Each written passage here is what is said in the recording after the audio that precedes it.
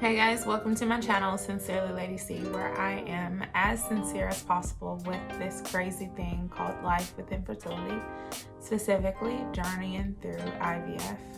Number one, this is going to be a quick video because I don't feel like crying. So I brought my husband with me. Yeah, G Money here. C Money in the place. Update on our journey is that we actually were pregnant for a little bit. Yes, we were pregnant. We were very excited. It was very, like, we even celebrated and everything. Yeah, we did celebrate. We was telling strangers that we were pregnant through IVF. So we did have like a week and a half of joy and celebration.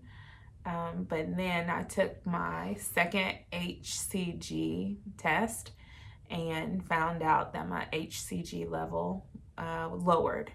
So that is called a biochemical pregnancy, where we were pregnant and our embryo stopped growing. Yeah, it was tough. It was tough pill to swallow. We started doing any and everything. We prayed hard that it could be reversed, but it wasn't reversed. So I know when I completely found out, like I took my last blood test, but I took one of those god-awful pregnancy tests, and I'm gonna tell you, if you are going through the infertility journey, pregnancy tests are like the one thing that is like a trigger. Like when I was going through the Clomid and the ovulation shots, and each month I would want to take a pregnancy test, and I started off the journey taking pregnancy tests like every month. But then that little connection to anxiety and depression with the pregnancy test, I finally had to just stop taking pregnancy tests and just wait on cycles every month, even though I would still end up depressed and crying. Yeah, and I didn't like pregnancy tests. With Christine talking about pregnancy tests, I honestly didn't even know how many pregnancy tests she was taking when we were going through Clomid. I guess she was hiding them, and I didn't even know. I was like, I just wanted to know that I was pregnant or not. Yeah, so I can understand like that was tough. So I didn't want to take one because of the anxiety of a pregnancy test, but I went upstairs and I took one and I left it there, and Gregory went upstairs and he checked it, and he came downstairs and asked for the instructions. That was my first time. So. And then we found out that we were pregnant. But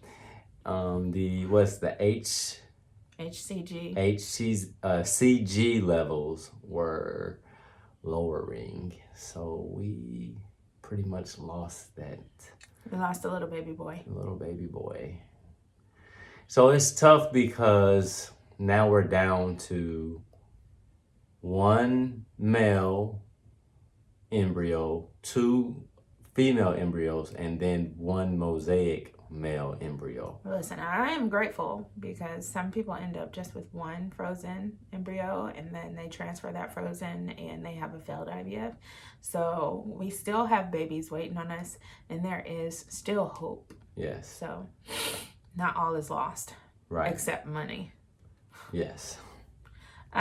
So I found out because I took another god-awful pregnancy test, and that pregnancy test was not positive, and my world just spun out of control.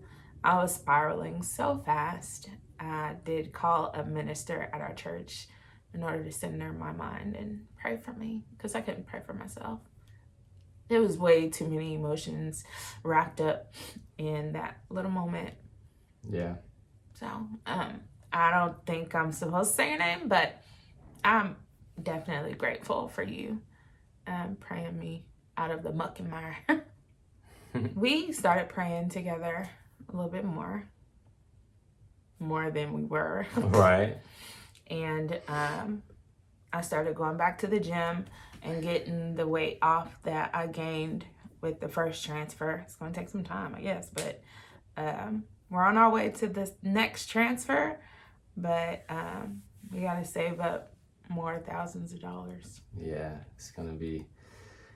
it's not that many thousands, but it's still some thousands. Compared to everybody else that can just lay up and have a baby. Right. Hello. Right. It ain't easy, It's not. but we know that God is going to provide. He's going to make a way. Yep. So I started going back to the gym, and we hung out together a lot for the healing process. Of course, there's one thing that I do well is I cry out to God often. Yeah. A lot. Mm-hmm. I don't hold back. If I need to get it out, I will get it out. And that is something that I have definitely been doing and has definitely been helping. If you are going through the process and you don't know Savior Jesus Christ, I have no clue how to help you. But if you are going through this process and you know a Savior named Jesus Christ, definitely make him your anchor in this process.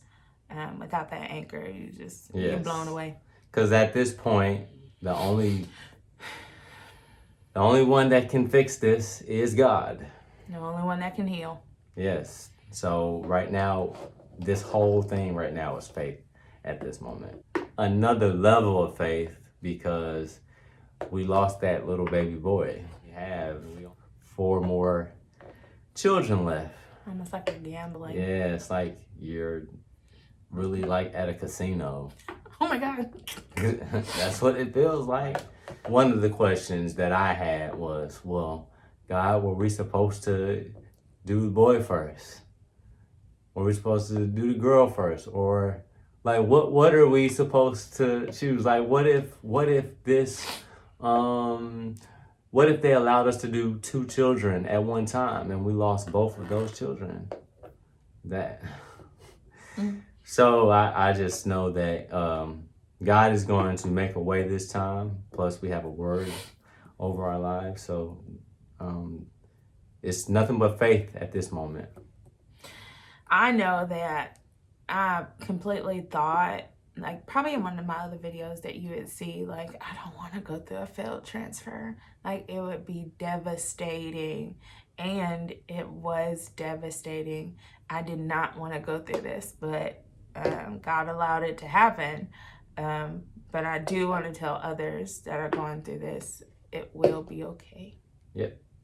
You lean on the Lord. Yes. And lean on your spouse. Because really, nobody really knows the truth about your journey but God and 90% the husband. Like, God knows 100%, but yeah. I think spouses know at least 90%. Yeah, because I didn't know anything about the pregnancy test. But I guess that's it. That's all I want to share. I don't want to get into like crazy details and end up really crying on here. Yeah. Just know that we are still pressing forward and looking forward to another transfer. If you feel like being a blessing unto us, I will give you my Cash App and I can give you Christine's Cash App. I don't know what the Cash App is. Let me look for it. $. Greg Rich Jr. That's GREGRICHJR. He would have had a third. Yeah. And what's yours? $ Lady C Rich. Ooh. But you need to change to C Money. But if you have given before and we lost the baby, your gift was not in vain. I pray that you are blessed and God gives that back to you tenfold. But we did lose that baby. If you want to give again, we will gladly accept. Amen. If you haven't given and you would like to give again, yes. We will gladly accept so we can have a chance to have a little baby. And you can rewind and get those. I'm also taking pictures still again, and all that money goes to the baby fund. And until Tennessee has infertility coverage, this is what we're gonna have to do for every single little baby that comes through. Yeah. a supernatural miracle and healing house. And I didn't cry. She made it through. I guess that's it. And the only good thing that I will say that came out of this is I don't have to give shots for a while. Ooh, the Lord is good. But He is but I would have rather been still giving those shots because giving those shots meant that baby was here. So y'all pray that we gonna be giving shots very soon. This time it's gonna be a little bit before we get back to it. So y'all just pray for us. Full-time teacher schedules and stuff. Yeah. So be on the lookout for Richmond Squad. the third, squad 2022. Boy, squad, just squad up. Thank you for joining. Thank you for joining the journey. Please don't go nowhere. Stick with us. Pray with us. Pray for our children. They're frozen right now, but pray for them. Yes. Pray that when they do stick and stay stuck, they keep growing too. Yes. We love y'all. Everybody, thank you for joining in the journey. Thank you for keeping up with the journey. Thank you for the prayers. Thanks. Thank you.